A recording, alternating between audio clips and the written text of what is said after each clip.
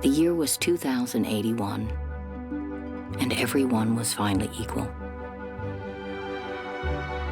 They weren't only equal before God and the law, you see. They were equal every which way. Nobody was smarter than anybody else. Nobody was better looking than anybody else. Nobody was stronger or quicker than anybody else. And all this equality was due to the 211th, 212th, and 213th Amendments to the Constitution, and to the unceasing vigilance of the United States Handicapper General. The strong wore weights to make them weaker. The intelligent wore earpieces that kept them from taking unfair advantage of their brains. Even the beautiful sometimes wore masks in situations where their beauty might simply be too distracting. It was the golden age of equality. Some things about living still weren't quite right, though. April, for instance, continued to drive people crazy by not quite being springtime. And it was in that clammy month that the HG men came to take George and Hazel Bergeron's son, Harrison, away.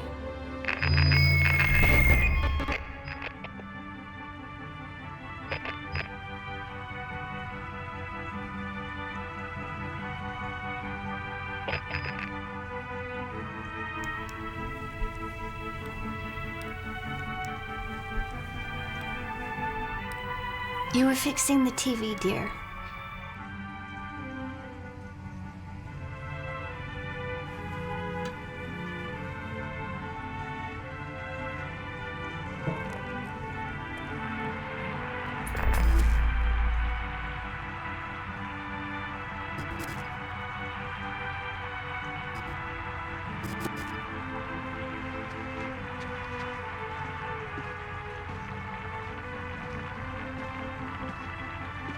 I bet that was a real pretty dance, that dance she just did. Huh? That dance, I bet it was nice. Oh.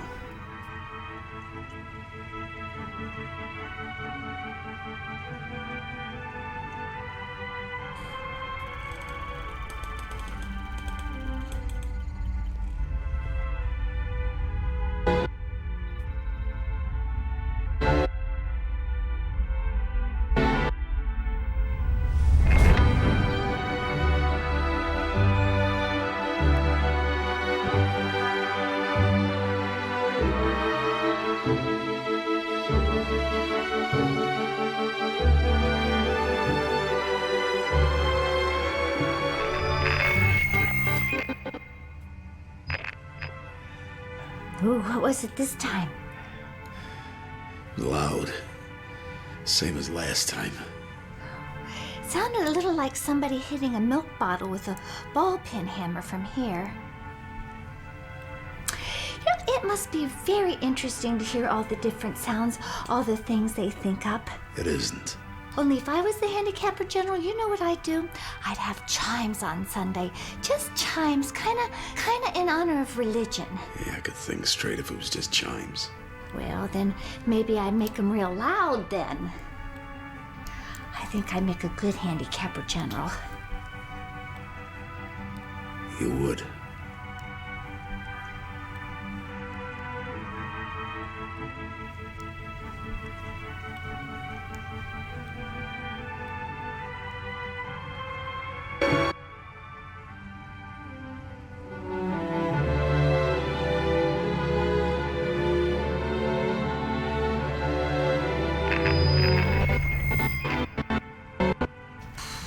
Boy, that one was a doozy, wasn't it? Yeah. You seem distracted, hon. What are you thinking about? I don't know. Can't keep it straight in my head, but something. You must be tired. Why don't you stretch out on the sofa so you can rest your handicaps on the pillows? Fine. You're always so worn out. If there was just some way we could lighten... There isn't. I'm not saying all the time. I'm just saying maybe when you're sitting around the house. Hazel, if I take them off, I'm gonna want to keep them off. And we both know how you would feel about that. I'd hate it. So, nothing to be done then.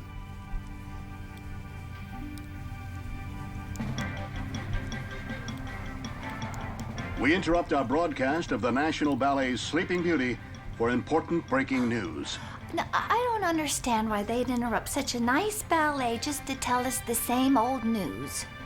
Well, what does it matter if they're just showing the same old ballet?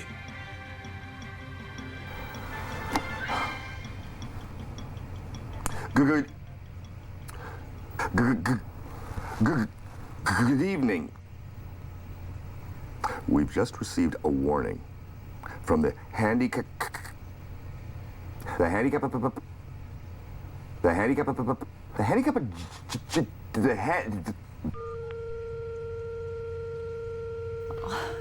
That's all right, he tried. That's the important thing. I think he should get a nice big raise for trying so hard.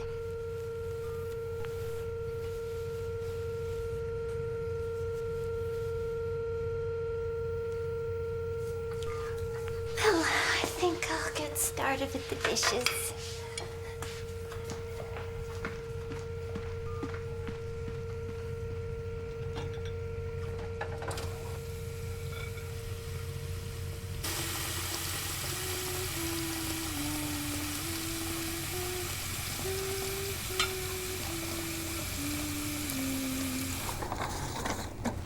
Good evening. We've just received warning from the Office of the Handicapper General that suspected anarchist Harrison Bergeron has escaped from custody. Arrested 6 years ago for propagandist vandalism, broadcast piracy, refusal to report for his quarterly handicapping evaluations, and for the blatant removal of his handicaps in a public place, Mr. Bergeron had been awaiting trial in a maximum security prison here in Washington, D.C. when he miraculously disappeared from his cell earlier this evening. Please be advised that Bergeron is a genius and an athlete, is under-handicapped, and is considered to be extremely dangerous.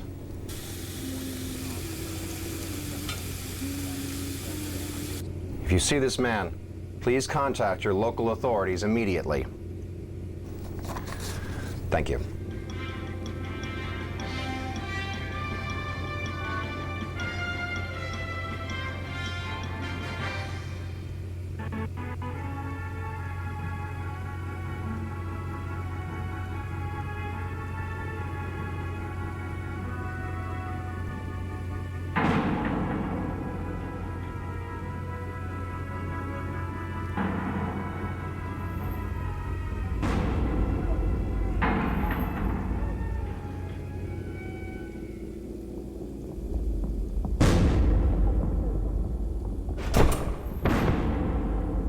Harrison.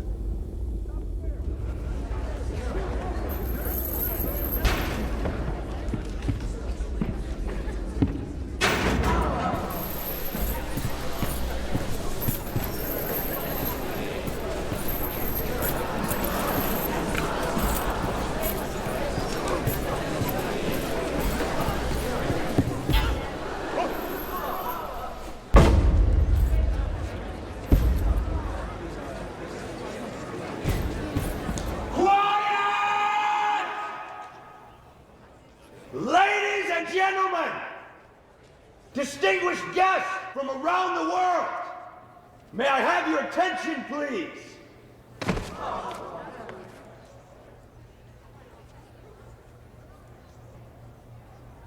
There's a bomb beneath this theater, and there's a detonator in my hand. So, I strongly suggest that you remain in your seats.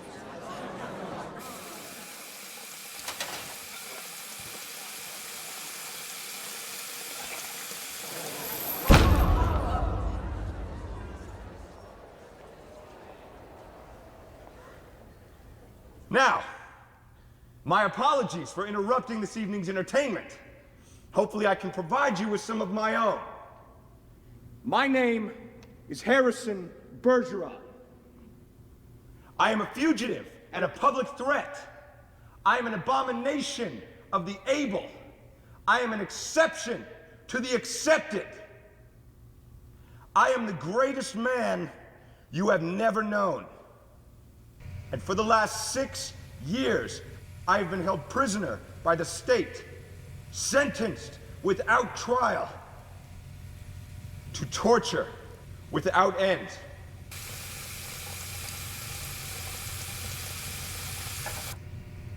They had hoped to destroy in me any trace of the extraordinary. And in time, I came to share that hope. But the extraordinary, it seems, was simply out of their reach. So now I stand before you today, beaten, hobbled, and sickened, but sadly, not broken. And I say to you that if it is greatness we must destroy, then let us drag our enemy out of the darkness where it has been hiding. Let us shine a light so that at last all the world can see.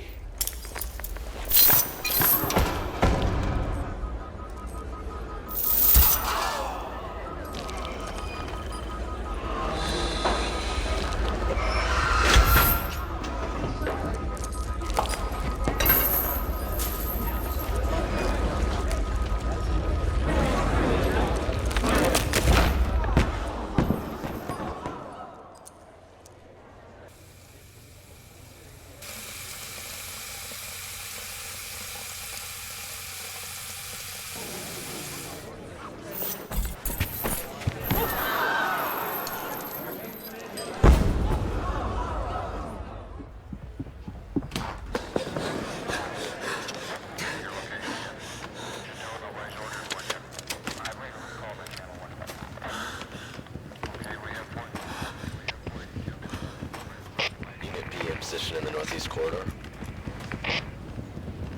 Units A and D in position on the northwest stairwell. Unit F holding position outside the northwest balcony. Unit C approaching the catwalk. Copy that. Unit E, what's your status? Stand by.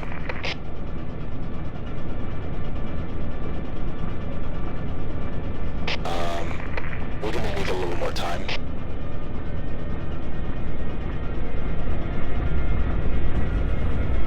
And now, for my next trick, I'm gonna need a volunteer. No one? Come now. Perhaps one of you.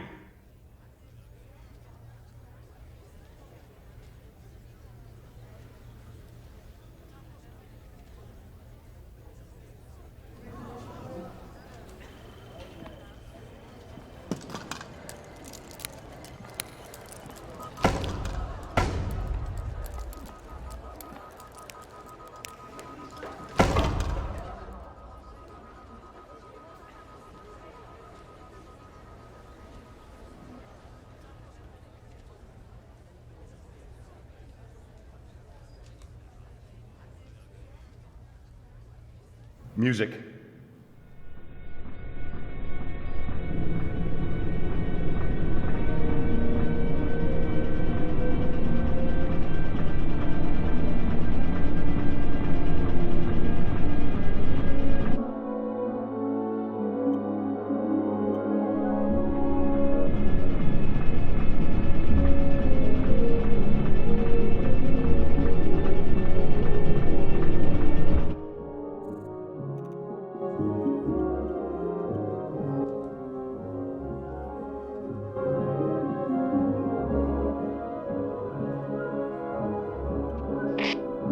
Reporting. The bomb has been disarmed. Repeat. The bomb has been disarmed. Copy that. Sancho, kill the broadcast.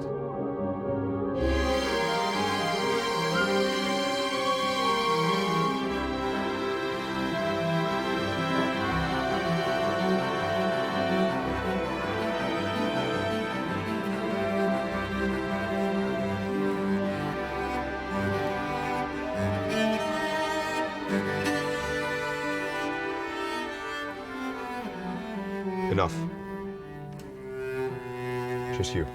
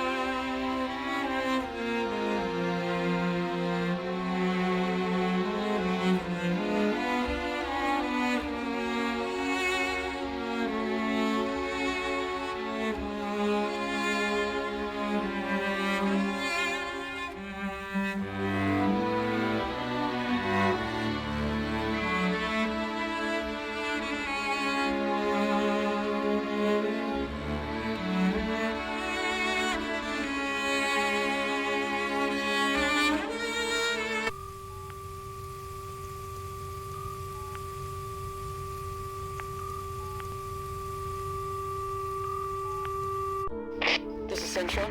Confirmed we are broadcast start. You are cleared to proceed. Copy that. All units, stand by for entry.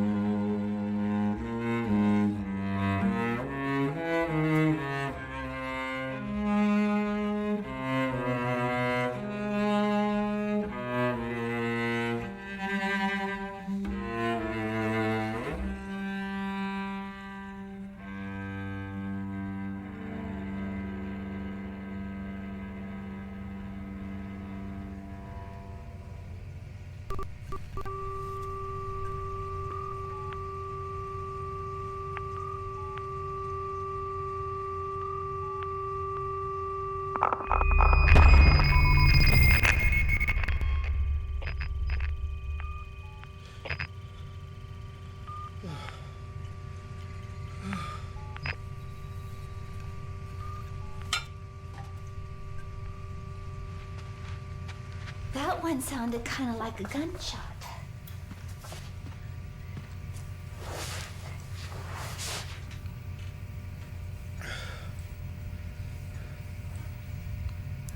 Hun, you look upset. What's wrong?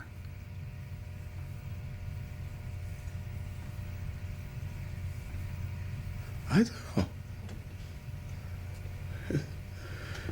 Something, sad. The television, I think. Well, you should forget sad things anyway. I always do.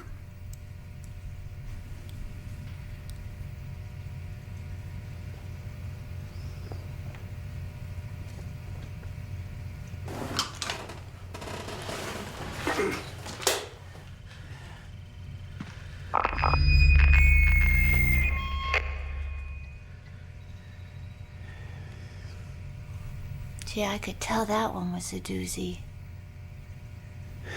You can say that again.